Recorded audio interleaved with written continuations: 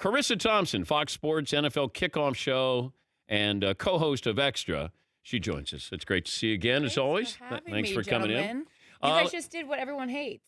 You just pretended to talk about the story, and then now no one knows what the story's about. Yes. That's the worst. I'd love to tell you, but I can't. Well, let's talk about it for 20 minutes and then not. Why does Dan alienate his viewers and listeners like that? Hey, why do you do that? We've been working on that. Because it's like it's Dan's world, and then occasionally he'll let everybody else in. It's your world. But it was an awkward, it was a team-building dinner, and then it always ends up with some stories, and then you're terrible because you don't let anybody tell a story.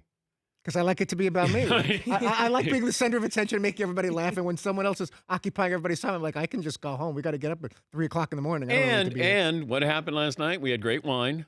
And Fritzy doesn't drink. I had some wine. And of course he has. So whenever it's great wine, Fritzy will have wine, even though he doesn't drink. You give me this dirty look, like why are you wasting the wine? It's very expensive. Is that why you looked flushed? Because I thought this was a suntan. Some of it is the suntan. Some of it's just. Some of it's I imbibed a little bit less. I drink bottles of wine. So for you, if you have a sip, are you drunk right away? I get a little buzz going. Yeah, and, I like that. And we were with some executive types, and Dan's looking at me like you should really behave yourself and stop drinking. Executive types. You were with the brass, and you're supposed to be on your best behavior. That's what Dan expects of us, but how things went is a whole different story. Yeah. If you'd like to get in touch with the program, you can. 877-3DP show, email address dp@danpatrick.com. We say good morning to our radio and TV partners around the country.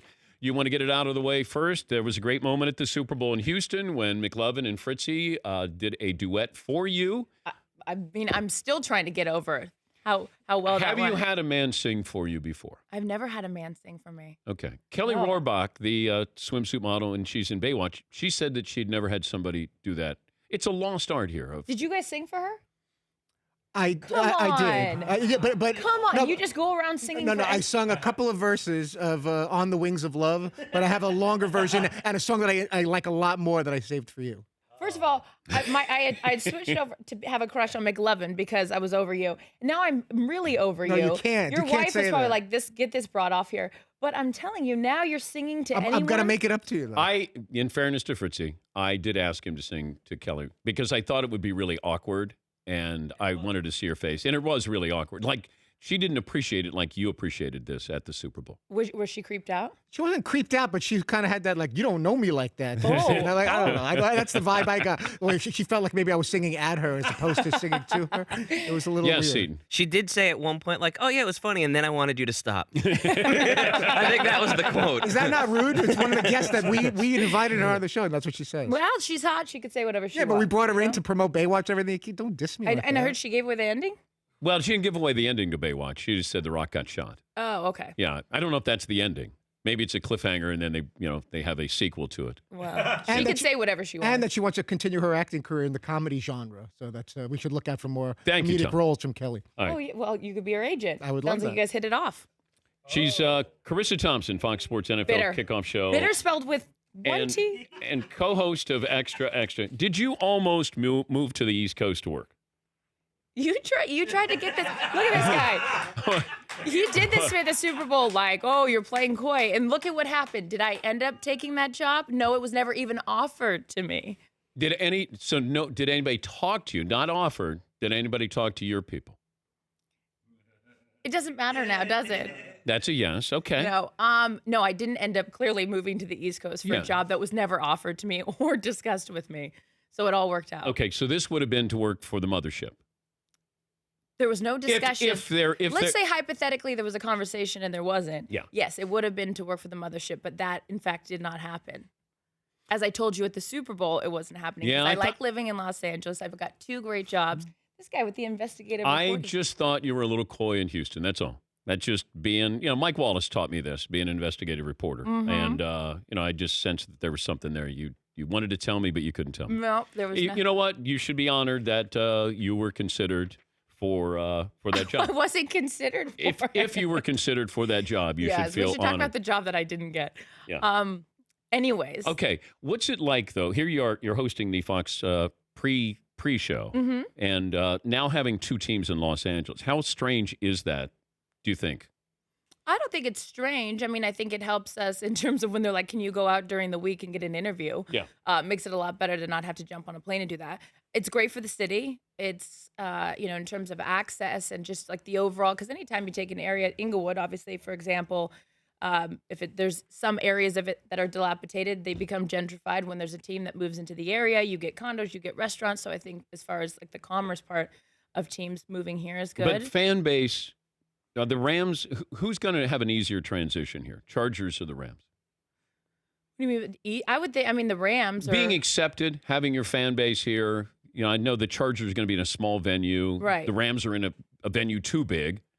Well, I think that the transition, because the Rams were already here at one point. I think that you still have a bitterness of Chargers fans. But then again, get on the 405 and come on up. It's not like you had to get on a plane when the Rams initially left here in LA and moved to St. Louis. You can still go to games. You can still support your team. You're just unfortunately in a different city. I think the Rams will have an easier time, but I think it's good for both of them. But the Chargers are going to be better than the Rams. Okay. Well, that's a personnel question. You talked about fan base. But being accepted here, we want a winner, and I don't know. We do like winners. Yes, but if you have San Diego is going to be a better team than the Rams. I'm curious about the casual football fan in Los Angeles because you have a lot of transplants here. Sure. But who is going to embrace the Chargers? Who's going to embrace the Rams? Usually, it's if you're a winner, then they'll embrace you here. That's true. Yeah, but you still have your loyalty that will follow you. But yeah, there will always be those bandwagon fans that are like, okay, all of a sudden we're going to go over here. But that's not really a fan of either team then. That's just a fan of winning. You had an interview with Jeff Fisher after he got fired. Mm-hmm. He was defensive a little bit. How would you set the scene for what that interview was about? Like, what was he angry about? Well, I think anytime somebody loses their position and what they feel they wrongfully lost it, because a lot of it had to do with the fact in talking to him that he didn't feel that he was supported in some areas that he felt that he should have been, right? And then everyone points to the record. And then that, the infamous number of the losingest coach of all time, and he could sit there and justify it. And look, like quarterbacks, coaches are the same, where it's hard to find a really good coach. You guys have been talking about great coaches all morning long. So for Jeff, I just felt that there were certain decisions that he wasn't in charge of making, and he felt that caused some of the failure with his team. And having to move the team again. He's had to, he's been a part of two organizations. But I think he's benefited and kept his job because of those moves. Like, you want to keep the coach in place as you make these transitions. And his whole thing was, my players are living out of hotels. That you know how hard it is to move anyways. And when you're sort of disheveled and out of your normal routine, again, you can have a myriad of excuses for anything. And I don't think he was necessarily looking for excuses. I think that he just felt that he needed more time to get his team in a position to succeed here. Yeah, I know. I'm just telling you what. I get it. Indifferent. I was surprised that he held that job as long as he held it. You thought he should have been gone a while ago? Yeah, you weren't really producing, and it almost felt like because the Rams were in a state of flux in St. Louis. Given the benefit of the doubt, you're relocating to Los Angeles. He's been a part of relocations when the Oilers go to Tennessee, and so the only coach that had to do it twice. Yeah. Yeah, it felt like he benefited. Or that was an excuse for him. Okay, yeah. He thought it was a detriment, and you think it actually aided in the longevity of the tenure of actually being a head coach. Right, and of course, he is going to say one thing because that's his whole... Jeff wants to continue coaching. Do you think that he will get a position? No, I'm asking, do you think that he'll end up in forget head coach for a second, a coordinator position again? I don't know if he wants to be a coordinator. Okay. I don't know. And is he going to be a defensive coordinator? Because he's not going to be an offensive coordinator. Yes. So it feels like the NFL is going younger. That we're getting. Yeah, look who they replaced him with. Yeah, you're getting. Yeah, you got somebody younger than you. That's not hard to do these days. Wow. Hey guys, 35 over here on Thursday. It's over. In case you're wondering. Oh, it is? Yeah, I'm 35 on Thursday. I don't know when this happened. I know. It's over for you. This is me winking because I can only wink with my left eye. So lucky for you. It's either that or a twitch. We don't know. But yeah, no. So they are going younger. Yes. Is it going to always be a college town, Los Angeles, when it comes to football? No. I mean, I think not always going to be a college town. I think that they're evidenced by the fact that these teams even moved here. It's Los Angeles. Well, but this has been the white whale here that they've been. This was the last big market you could go into and take advantage of, and we had to have 2 teams in here and a new stadium in here as well. But it still feels like it's USC, UCLA town. I think enough time would prove. Well, look at otherwise. USC and USC with Sam Darnold and what they did last year. Josh Rosen at UCLA. It seems to be more buzz with college football. And granted, the Chargers haven't even played a game here. I was going to say, I think give it more time. I mean, similar to the fact that, you looked at whether it was baseball teams or anything in Los Angeles, people, yes, they're transient and they're not as rabid of fans in terms of like their dedication to their team, but it still is I think LA is a great sports town. I think it's going to, time would prove that it will, NFL is always king. McLovin is shaking his head. You disagree? LA is a great sports town? I think LA is a great sports town. That's not the stereotype. No, I know, but stereotypes exist for a reason. But I'm saying if you give enough time, you'll see that actually there will be a turning of the tide, and that college football won't always reign supreme. It'll be still obviously like, a big marquee event here because it always has been. But I think the NFL is king. We were having this discussion, the Danettes. When a city has multiple teams, is it hard because you split the fan base? Like Philadelphia, where I'm from, has 4 teams. Now LA's got like 12. Is it harder to be a fan when you have so many choices? Is there less rabidness? No, that's rabid. We've used rabid now twice, haven't we, in like 2 minutes? I wonder where I got that word. It's a great. No, I mean, is it harder to be a fan? No. I mean, I think it gives you more options.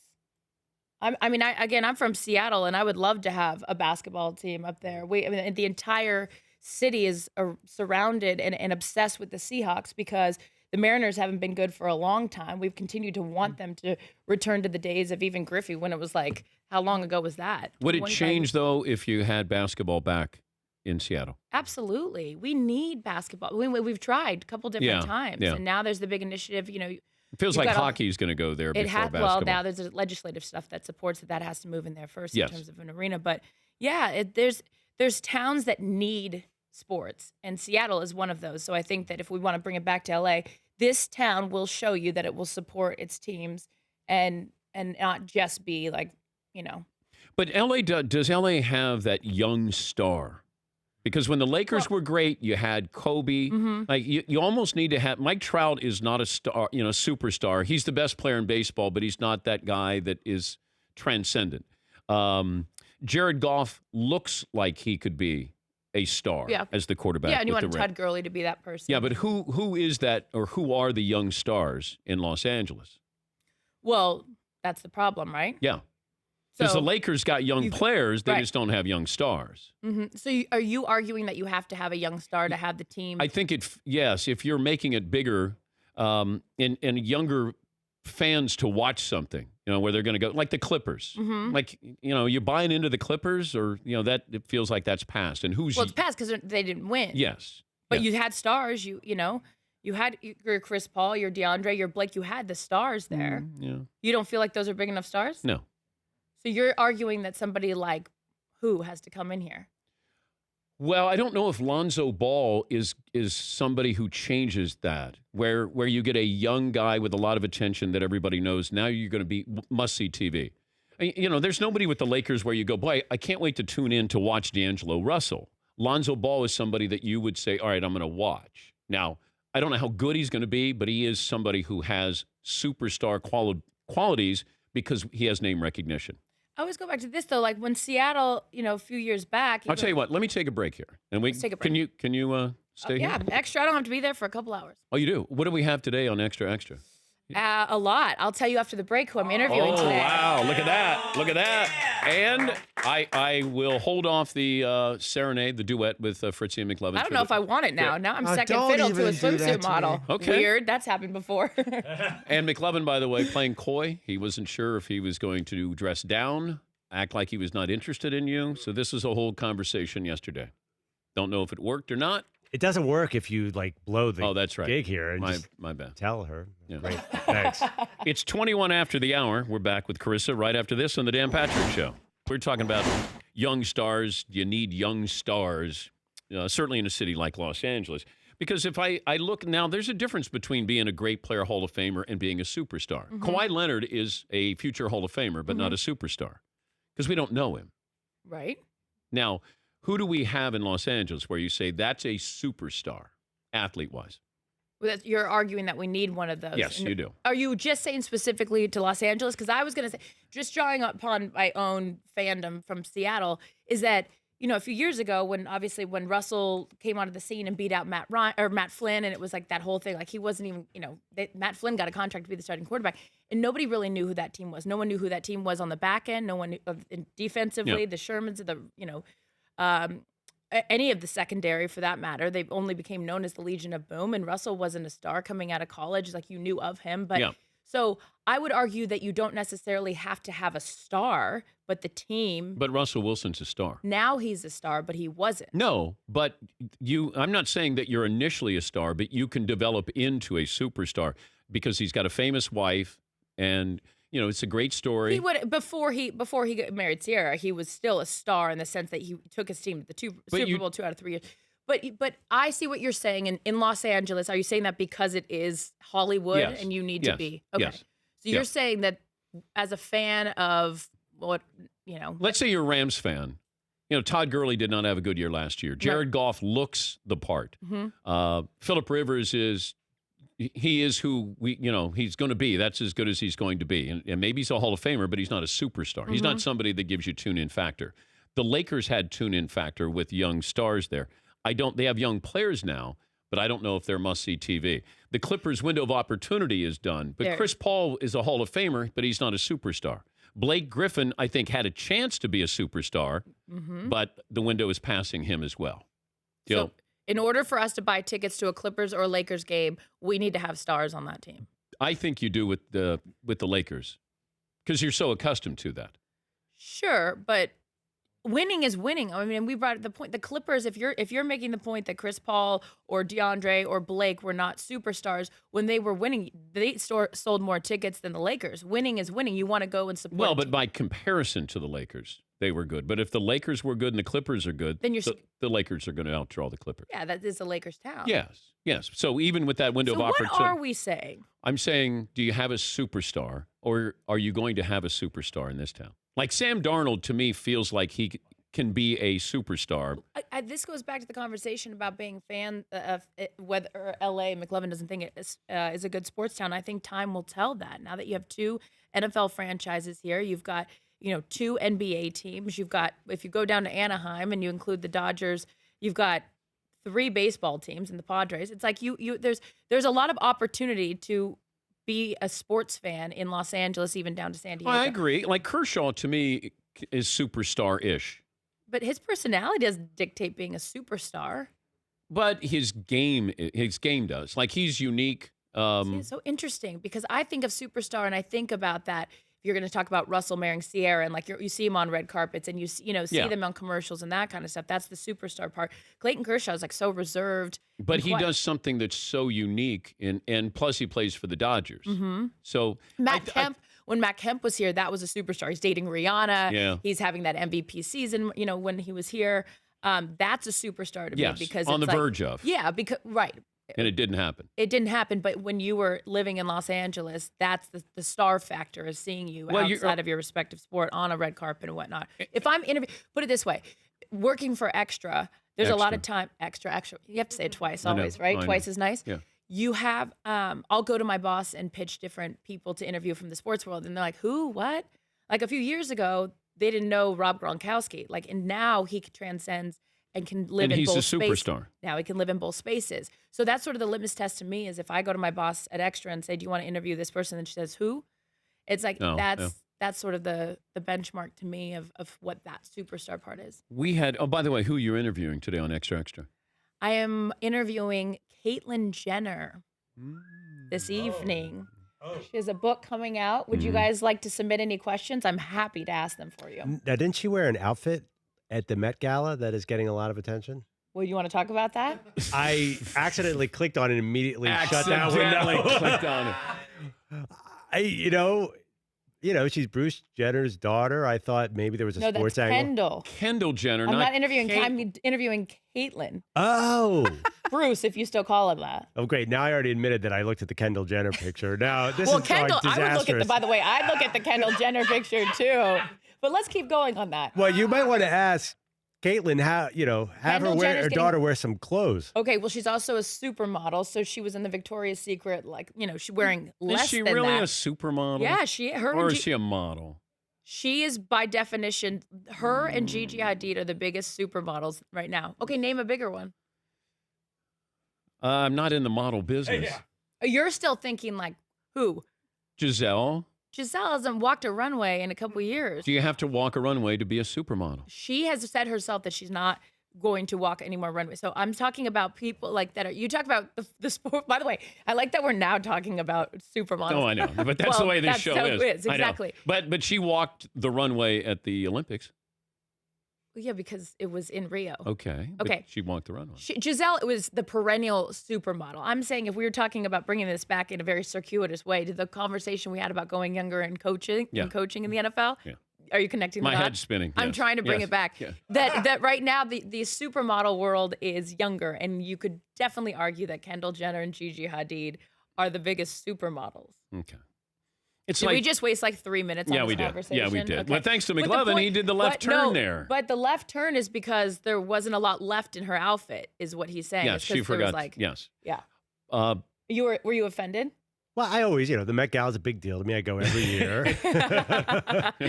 all right, we had a neighbor draft. Was it last week, Paulie? that we Yeah, had? we had this game we played where if you could have any celebrity move into your neighborhood, anyone on earth is available.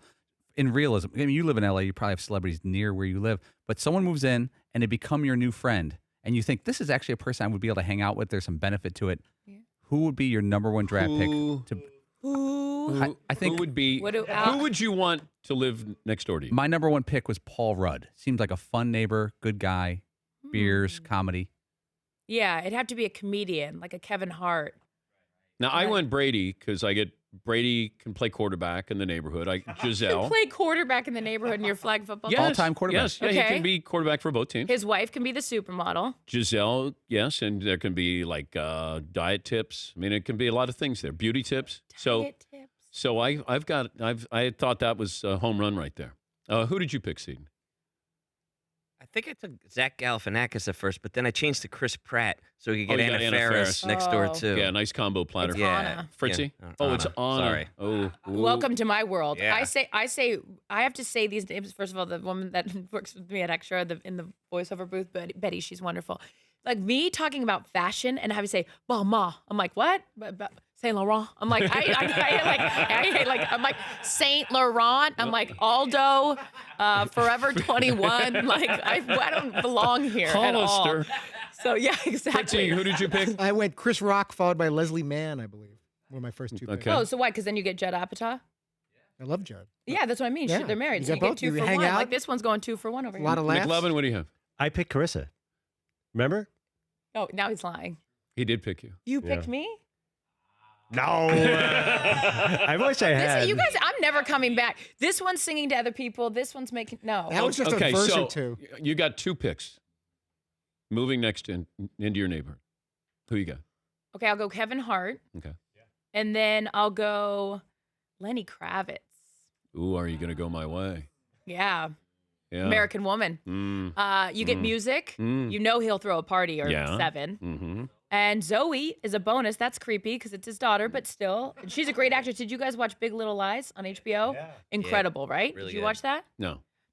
Well, check it out. Yeah. I won't give away the ending, but yeah, she's a great actress. The Rock gets shot in the ending. Back Yeah, to you in the studio, Okay. Kendall. So, Charissa Thompson, Fox Sports NFL kickoff show host. She's on the pre show with Fox and the co host of Extra.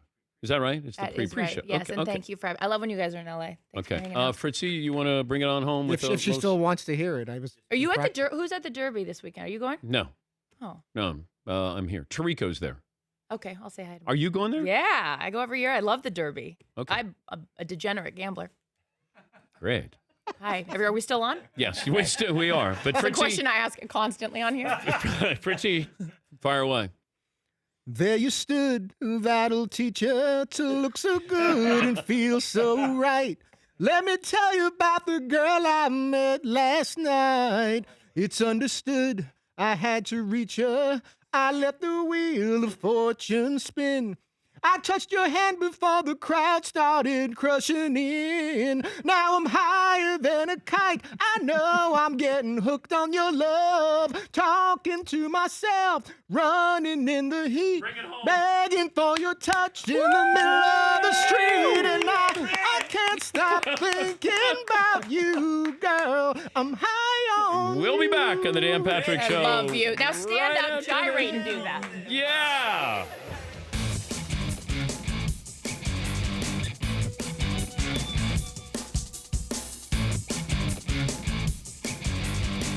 The Dan Patrick Show, weekday mornings on Audience.